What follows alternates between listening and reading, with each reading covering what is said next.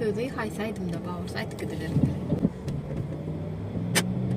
Ben seni söylerim, seni söylerim.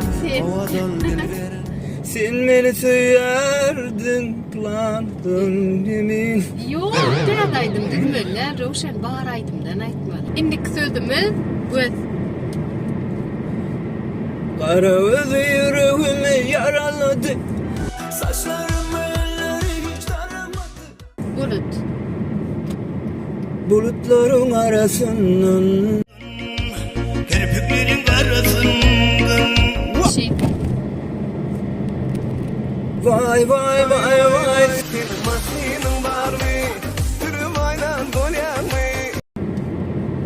Stop bol ne? Yok, stop demaydım dedim öyle.